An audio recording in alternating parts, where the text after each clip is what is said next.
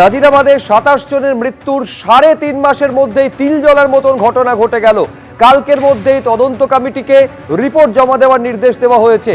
তিলজলায় যে চামড়ার কারখানা, সেখানে আগুনে পুড়ে ২ জনের মৃত্যুর ঘটনা ঘটেছে এবং এই ঘটনায় কড়া পদক্ষেপ নিতে চলেছে রাজ্য সরকার।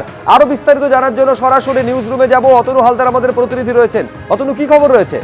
দেখো, যেটা খবর রয়েছে সেটা হচ্ছে একটা 4 সদস্যের কমিটি তৈরি করা হয়েছে, যাতে কলকাতার পুলিশ কমিশনার, কলকাতা পুরসভার কমিশনার এবং দমকল বিভাগের একজন আধিকারিক এবং ক্ষুদ্র মাঝারি শিল্প দপ্তরের একজন আধিকারিক রয়েছেন।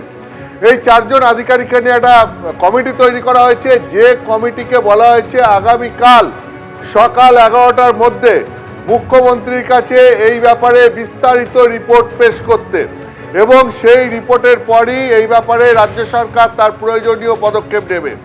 কেন এত কঠোরভাবে গোটা বিষয়টা দেখা হচ্ছে? তোমার নিশ্চয়ই মনে আছে যে এই কলকাতা শহরের নাজিরাবাদে, সেখানে এখন থেকে ঠিক 3.5 মাস আগে জানুয়ারি মাসের 26 তারিখে, গত জানুয়ারি মাসের 26 তারিখে সেখানে পরপর গুদাম ঘরে ভয়াবহ অগ্নিকাণ্ডের ঘটনা ঘটে এবং সেখানে আগুনে পুড়ে দম বন্ধ হয়ে 27 জনের মৃত্যুর ঘটনা ঘটে। এবং সেই সময় সারা রাজ্য জুড়ে গুদাম ঘরগুলোর অগ্নি নির্বাপক ব্যবস্থা কি রয়েছে তা নিয়ে প্রশ্ন ওঠে।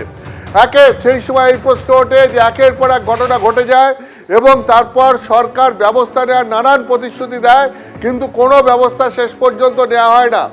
যে অভিযোগ চূড়ান্ত পর্যায়ে ওঠে এই নাজিরাবাদের ঘটনায়, যেখানে 27 জনের মৃত্যু হয় এই গুদাম ঘরের অগ্নিকাণ্ডের ঘটনায়, তার ঠিক 3.5 মাসের মধ্যে, এর মধ্যে অবশ্য রাজ্যে পালা বদল হয়ে গেছে, তৃণমূল সরকারের পর বিজেপি সরকার ক্ষমতায় এসছে, কিন্তু তার 3.5 মাসের মধ্যেই নাজিরাবাদের ঘটনার এই আজকেই আবার সেই নাজিরাবাদ থেকে কয়েক কিলোমিটার দূরে তিলজলায় একই ধরনের ঘটনা।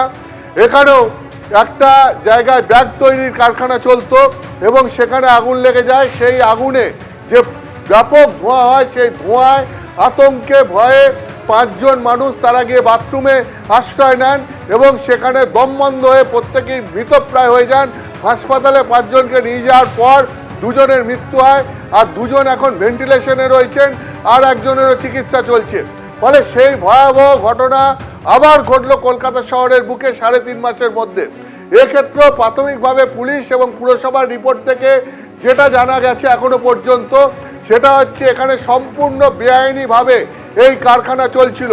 কোনো রকম অগ্নি প্রতিরোধক ব্যবস্থা ছিল না, কোনো রকম অগ্নি সুরক্ষা ছিল না। বাড়িগুলো তৈরি হয়েছিল বেআইনিভাবে এবং এখানে কারখানা চলছিল বেআইনিভাবে। আর এর ফলে সাধারণ মানুষকে বারবার, সাধারণ শ্রমিকদের বারবার বিপদের মুখে পড়তে হচ্ছে। ফলে এইবারে এটা বন্ধ হওয়া উচিত, এরকমটাই মনে করছে রাজ্য সরকার। শুধু এই এলাকায় ওই বাড়ি যেখানে ঘটনা ঘটেছে সেটা নয়, তিলজলার ওই এলাকায় আরও বেশ কিছু বাড়ি সেখানে সম্পূর্ণ বেআইনিভাবে তৈরি হয়েছে এবং সেখানে এইভাবে ঝুঁকির মধ্যে শ্রমিকদের কাজ করতে হচ্ছে। এটাও প্রাথমিক রিপোর্টে উঠে এসছে। সেই কারণেই এই ব্যাপারে এবারে কড়া ব্যবস্থা নিতে চলেছে রাজ্য সরকার। আগামীকাল কমিটির রিপোর্ট জমা পড়ার পর এই ব্যাপারে রাজ্য সরকার বড়সড় কোনো পদক্ষেপ নিতে পারে, যাতে একের পর এক এই ধরনের ঘটনা ঘটা বন্ধ করা যায়। ধন্যবাদ অতনু তোমাকে। একেবারে কড়া পদক্ষেপ নিতে চলেছে সরকার, তার ইঙ্গিত কিন্তু মুখ্যমন্ত্রীর বার্তার মধ্যেও রয়েছে, যেখানে মুখ্যমন্ত্রী বলছেন যে এইসব আর চলবে না, এটাই শেষ ধরে নিন। বেআইনি কারখানা এসব হবে না, চলবে না। না, আপনি তো কমিটি ইতিমধ্যেই তৈরি করেছেন, চিফ সেক্রেটারি কমিটি করেছে, সকাল 11টায় রিপোর্ট দেবে, এফআইআর হবে এবং এটাই শেষ ধরে নিন। এই ধরনের কাজ করতে দেবো। আইনের শাসন প্রতিষ্ঠা করার জন্যই ভারতীয় জনতা পার্টিকে মানুষ দায়িত্ব দিয়েছে, অপরাধীদের লুকানোর জন্য না। এবিপি আনন্দ, এগিয়ে থাকে, এগিয়ে রাখি।